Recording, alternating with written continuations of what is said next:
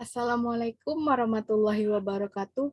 Perkenalkan, nama saya Cynthia Lestari dengan NIM 20050911072. Saya berasal dari kelas Administrasi Bisnis 3C Politeknik Negeri Medan. Judul pembelajaran hari ini adalah elastisitas dalam pembelajaran mata kuliah Ekonomi Mikro. Seperti yang bisa kita ketahui, elastisitas terbagi atas 4, yaitu elastisitas harga permintaan atau ED, lalu elastisitas pendapatan atau EY, yang ketiga elastisitas silang atau EC, dan yang terakhir elastisitas harga penawaran atau ES. Analisis.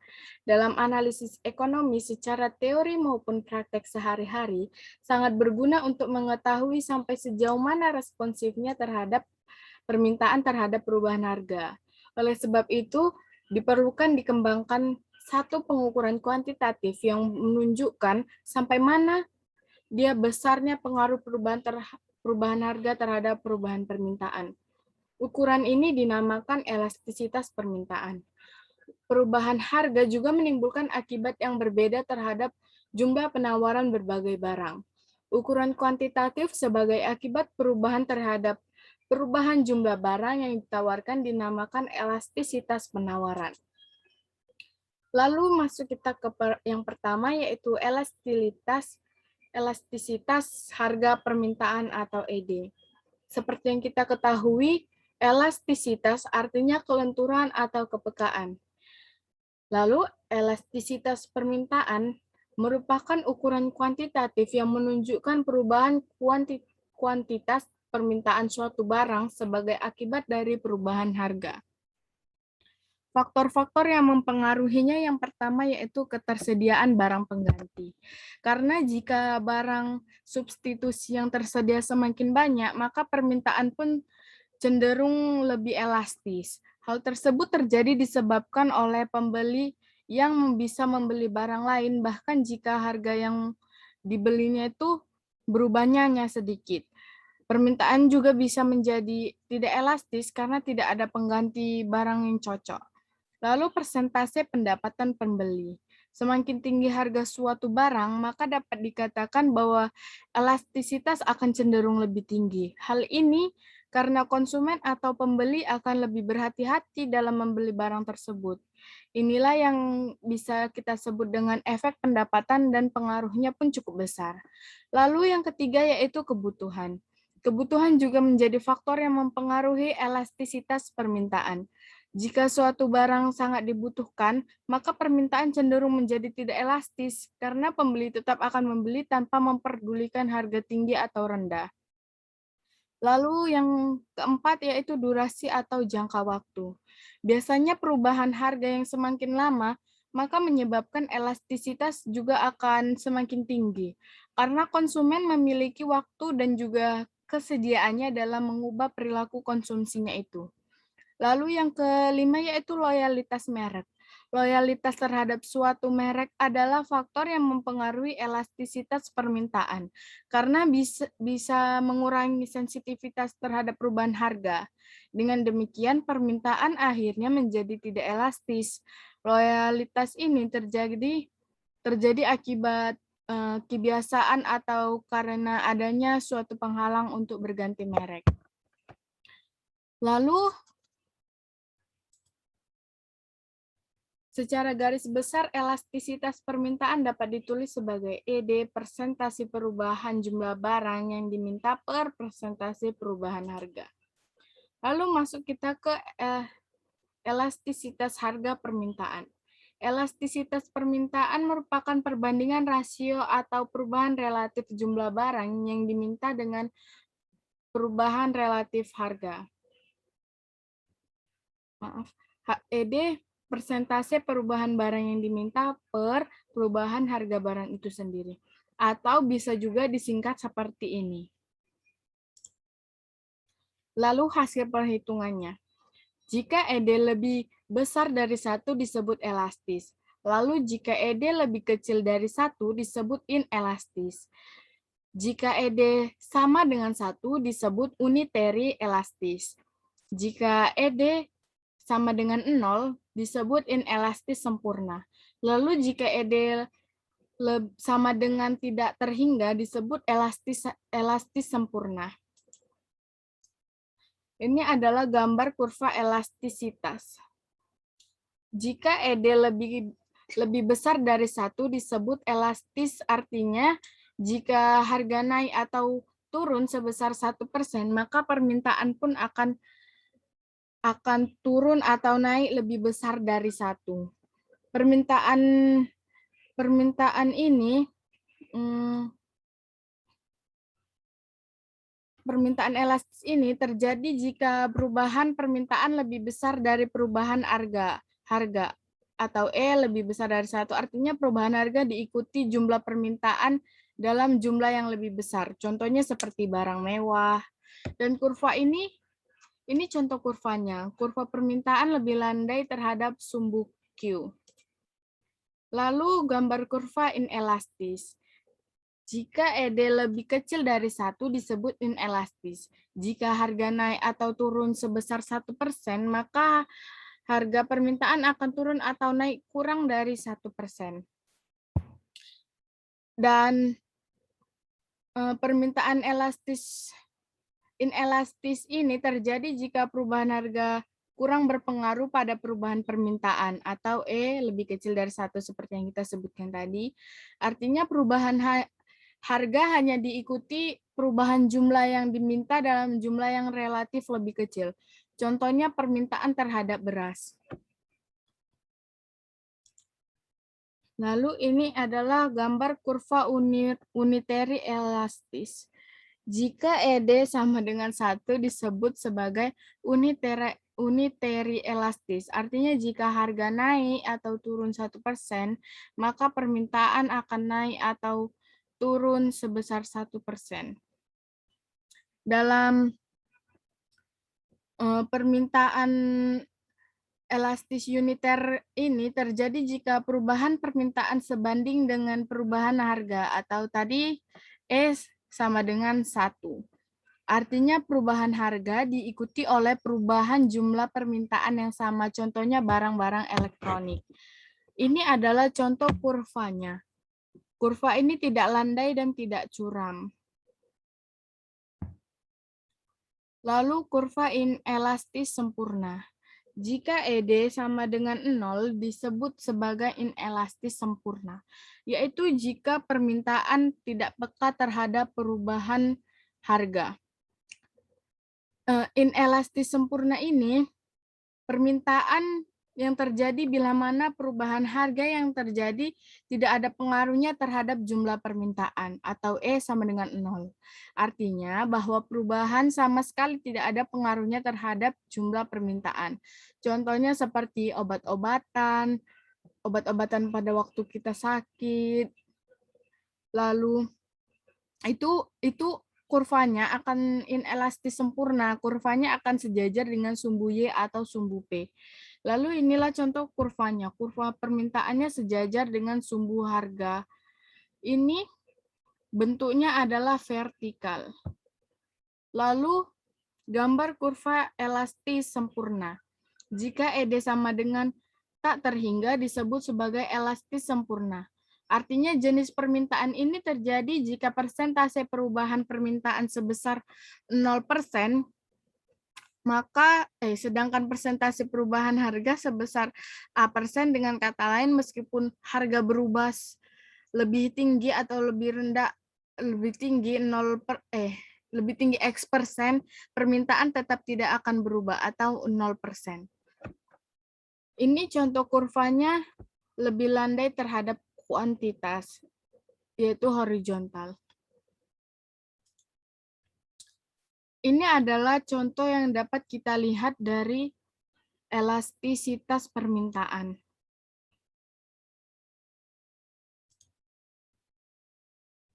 Nah, di sini ada elastisitas busurnya.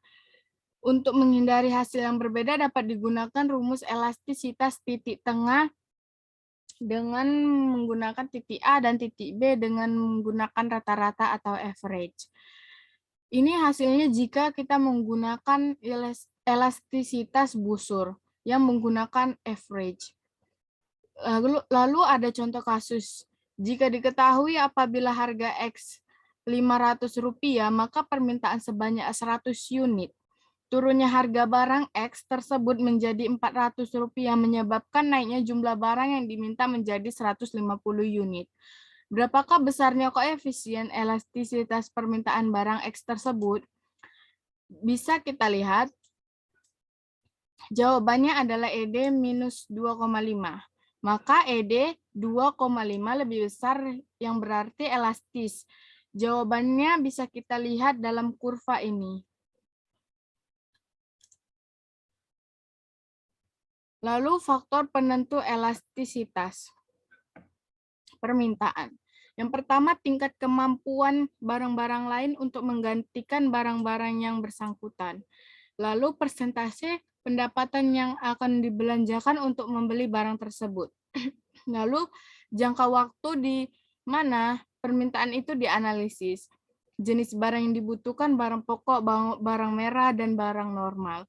Ini yang seperti yang kita jelaskan yang sudah lewat tadi. Lalu kaitan antara perubahan harga dan hasil penjualan. Hasil penjualan adalah pendapatan yang diterima oleh para penjual dari pembayaran terhadap barang yang dibeli para konsumen. Nilainya adalah sama dengan harga yang dikalikan dengan jumlah barang yang dibeli para pembeli. Kalau harga berubah, maka hasil penjualan dengan sendirinya akan berubah. Lalu dapat kita lihat pembuktiannya secara grafik. Membuktikan bahwa pertama, kalau permintaan adalah elastis, kenaikan harga akan menyebabkan hasil penjualan berkurang atau sebaliknya. Kalau harga turun, hasil penjualan akan bertambah. Dan yang kedua, kalau permintaan adalah tidak elastis, kenaikan harga akan menyebabkan hasil penjualan bertambah. Atau sebaliknya, kalau harga turun, hasil penjualan berkurang. Dapat juga dilakukan dengan menggunakan grafik. Lalu yang kedua yaitu elastisitas pendapatan atau EY. Elastisitas pendapatan atau EY adalah persentase perubahan kuantitas barang yang diminta akibatnya terjadi perubahan pendapatan. Rumusnya bisa kita lihat yaitu EY sama dengan persentase perubahan jumlah barang yang diminta per persentase perubahan pendapatan. Atau juga bisa disingkat sebagai yang di bawahnya ini. Lalu EY sama dengan positif termasuk barang normal. Jika pendapatan naik, ini kesimpulannya ya, jika pendapatan naik menyebabkan kenaikan jumlah yang diminta. Lalu jika EY negatif termasuk barang inferior, jika pendapatan naik menyebabkan penurunan jumlah yang diminta. Jika EY lebih kecil dari 1, barang kebutuhan pokok, yaitu perubahannya pendapatan tidak menyebabkan perubahan permintaan sebesar perubahan pendapatannya. Lalu jika EY lebih besar dari 1, yaitu barang mewah, perubahan permintaannya lebih besar daripada perubahan pendapatannya. Ini contohnya, jika pendapatan Rp100.000, jumlah barang yang diminta 10. Ketika pendapatannya naik menjadi Rp200.000, jumlah barang yang diminta naik menjadi 15 barang. Ini hasil EY-nya 0,5. Artinya jika pendapatan naik 1%, maka jumlah yang diminta akan meningkat sebesar 0,5% termasuk barang kebutuhan pokok. Lalu ini fungsi elastisitas pendapatan. Yang pertama yaitu digunakan sebagai penyesuaian anggaran belanja, di mana besarnya pendapatan yang diterima akan berpengaruh terhadap anggaran belanja. Apabila pendapatannya kecil, maka anggaran belanjanya pun ikut kecil. Lalu yang kedua yaitu digunakan sebagai penyesuaian jumlah barang yang dibutuhkan, di mana pendapatan yang terbatas akan membuat anggaran belanja yang terbatas juga, dan jumlah barang yang dibutuhkan juga akan mengikuti itu. Lalu yang ketiga, Hal tersebut juga akan berpengaruh terhadap jenis barang yang dapat dibeli. Karena adanya batasan anggaran, maka hal tersebut akan berpengaruh terhadap adanya jenis barang yang tidak dapat kita beli. Lalu yang keempat, digunakan untuk mengetahui besarnya permintaan barang yang dibutuhkan. Dengan menggunakan elastisitas pendapatan, maka dapat diketahui jenis barang yang lebih diminati oleh pasar. Lalu elastisitas silang atau EC. Elastisitas silang menunjukkan sampai di mana besarnya perubahan permintaan terhadap sesuatu barang. Apabila terjadi perubahan terhadap barang lain dinamakan elastisitas permintaan silang. Rumusnya yaitu EC sama dengan persentase perubahan jumlah barang yang diminta atau X per persentase perubahan harga barang Y. Atau bisa kita singkat seperti yang di bawah ini. Di sini QX adalah jumlah barang X yang diminta. PX adalah harga barang X. Lalu PY adalah harga barang Y. Fungsinya yaitu nilai elastisitas silang dapat digunakan untuk mengetahui antara hubungan suatu barang dengan barang lainnya. Yang pertama yaitu barang komplementer. Jika EC lebih kecil dari 0 atau negatif, kenaikan harga barang Y akan menyebabkan penurunan kuantitas barang X yang diminta. Lalu yang kedua, barang substitusi. Jika EC lebih besar daripada 0 atau positif, kenaikan barang Y akan menyebabkan kenaikan kualitas barang X yang diminta. Nah, ini adalah yang terakhir, yaitu elastisitas penawaran atau ES. Elastisitas penawaran atau ES yaitu persentase perubahan jumlah barang yang ditawarkan akibat terjadinya perubahan harga itu sendiri. Rumus elastisitas penawaran ES dapat kita lihat yaitu persentase perubahan jumlah barang yang ditawarkan per persentase perubahan harga. Lalu ini adalah hasil perhitungannya. Jika ES lebih besar daripada 1 disebut elastis. Lalu jika ES lebih kecil dari 1 disebut inelastis. Yang ketiga yaitu ES sama dengan 1 disebut unitary elastis. Lalu ES sama dengan 0 disebut inelastis sempurna. Lalu jika ES tidak terhingga disebut elastisitas sempurna. Yang pertama gambar kurva elastis atau ES lebih besar daripada 1. Ini adalah contoh kurva penawarannya. Lalu gambar kurva inelastis, yaitu yang tadi ES sama dengan 1 disebut inelastis. Lalu gambar kurva unitary elastis. Ini adalah contoh kurvanya. Lalu gambar kurva inelastis sempurna. Seperti tadi, ini bentuknya tetap vertikal. Lalu ES tak terhingga disebut elastis sempurna. Bentuknya horizontal.